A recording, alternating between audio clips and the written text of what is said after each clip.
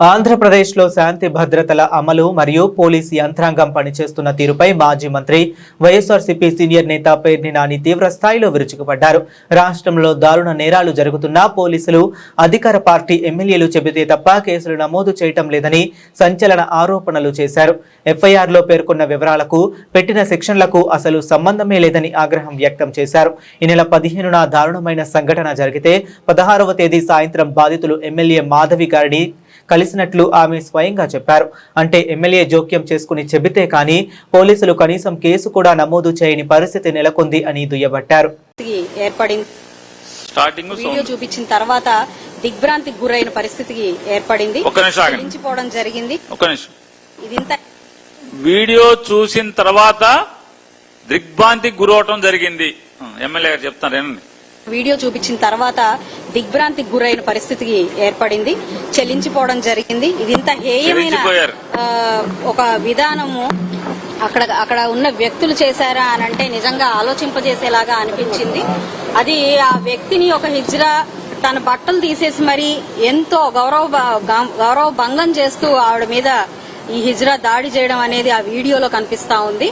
దానికి నిజంగా తీవ్రంగా ఖండిస్తున్న విషయం మేము ఇది.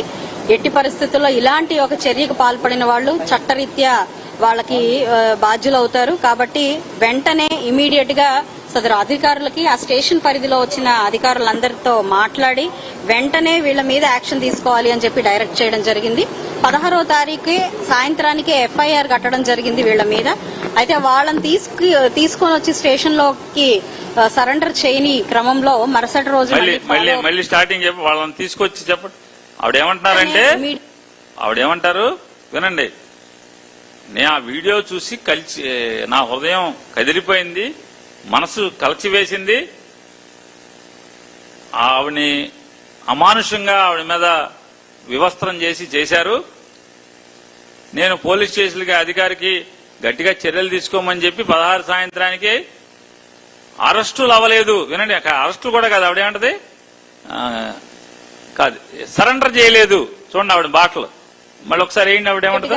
సదరు అధికారులకి ఆ స్టేషన్ పరిధిలో వచ్చిన అధికారులందరితో మాట్లాడి వెంటనే వీళ్ల మీద యాక్షన్ తీసుకోవాలి అని చెప్పి డైరెక్ట్ చేయడం జరిగింది.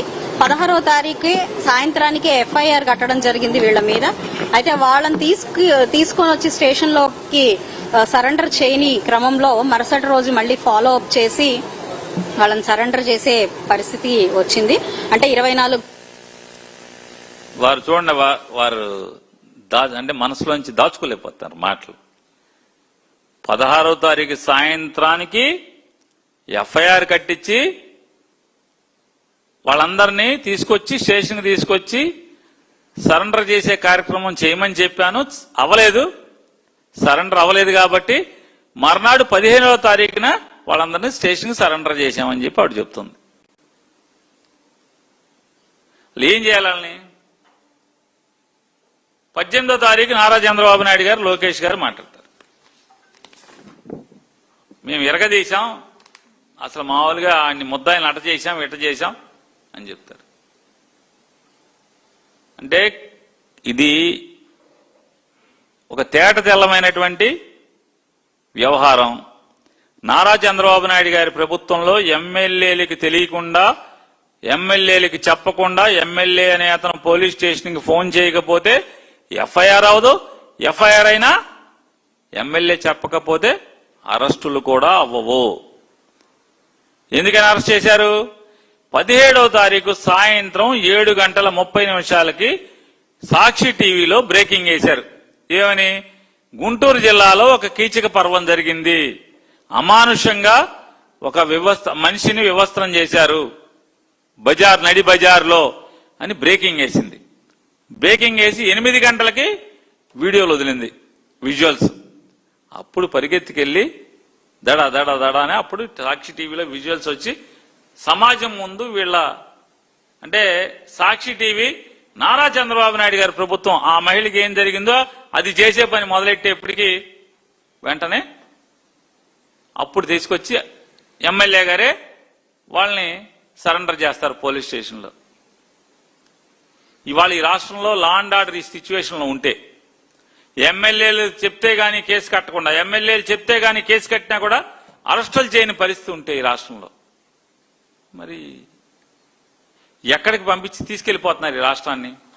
లాండ్ ఆర్డర్ని ఎక్కడికి తీసుకెళ్తున్నారు? ప్రజల భద్రతను ఎక్కడికి తీసుకెళ్తున్నారు చంద్రబాబు నాయుడు గారు? మళ్ళీ షో ఫీటింగ్లు ఇవన్నీ, ఈ ట్విట్టర్లో షో ఫీటింగ్లు.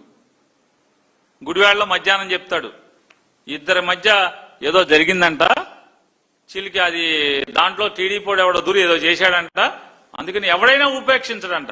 ఎప్పటికి? 18వ తారీఖుకి. 15వ తారీఖు జరిగితే 18వ తారీఖు మధ్యాహ్నం ఈయన ఏదో ఇరగదీసినట్టు చెప్తున్నాడు చంద్రబాబు నాయుడు గారు.